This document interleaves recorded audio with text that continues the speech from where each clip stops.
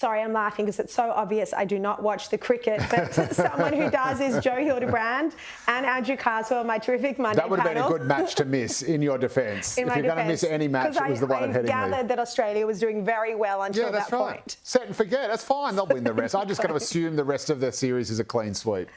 All right, and let's bring in Andrew Carswell from Headline Advisory and also Scott Morrison's former press secretary. Great to see you, Andrew. Now, the Australian newspaper has dug up a video of Teela Reid, a member of the referendum engagement group for The Voice, expressing her views on Australia Day, but also saying that the ultimate goal of The Voice is reparations. Have a look.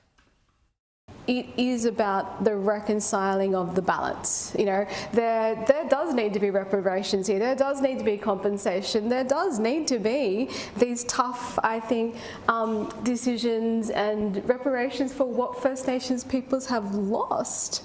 That's undeniable. We saw a similar sentiment from another Voice architect, Thomas Mayo, who has today lashed out at the media saying there's been a lot of negative reporting around The Voice. But even Linda Burney has upped the ante on campaigning. She invited a Liberal MP, Bridget Archer, for a barbecue with Voice volunteers on the weekend.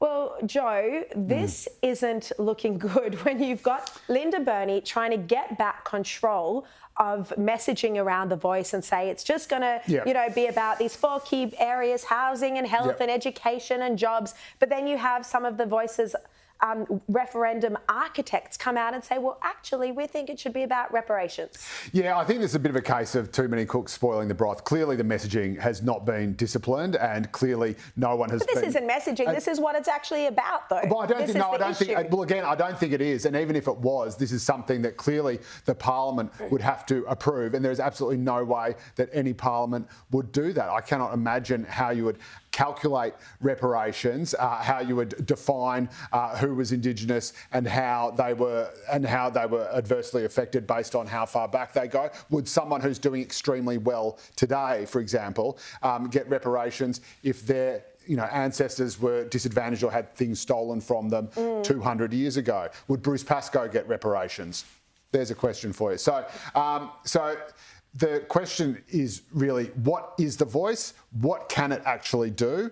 And not what sort of all these sort of people. Of course, there are people on the sort of more radical left who are going to say, yeah, this is just the first step and we're going to go all the way. That's not what The Voice is, and that is not what the people who designed The Voice actually designed it to. I mean, I'll address this to you, Andrew Carswell. Let's bring you in. I mean, if these are some of the people who've been on referendum working groups or helped design The Voice, I mean, who's to say what it will and won't do? And if not when Linda Burney is Indigenous Affairs Minister, but at some future point, like, who is actually restricting its power? Yeah, well, I think the problem with the Yes campaign for ordinary Australians is that they're hearing 2 messages here, right? They're hearing from the government and particularly from Anthony Albanese that, The Voice is just going to be basically a committee that just recommends certain things to the executive arm of government. And on the other side, you're hearing from Indigenous leaders that are supporting The Voice, and you're hearing shock and awe, and you're hearing reparations, compensation, a push towards treaty, changing Australia Day. And the ordinary Australian person is just sitting there going, well, which one is true? Is it the softly, or is it the harsher approach that is being put forward by Indigenous leaders? I mean, if reparations is the argument, then The Voice is already dead.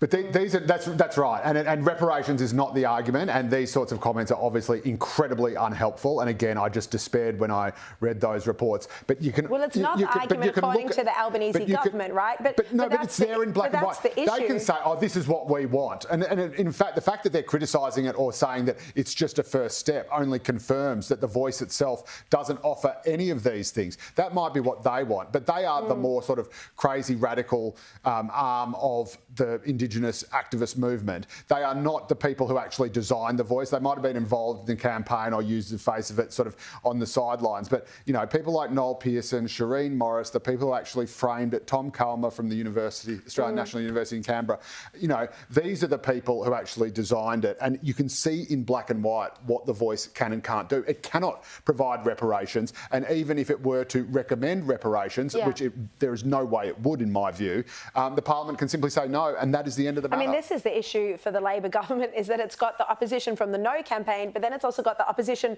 from its own side, That's right. Think of these people like, you know, the Yeses Lydia Thorpes, if you like. But look, they still have an equal right to a say than, everyone else.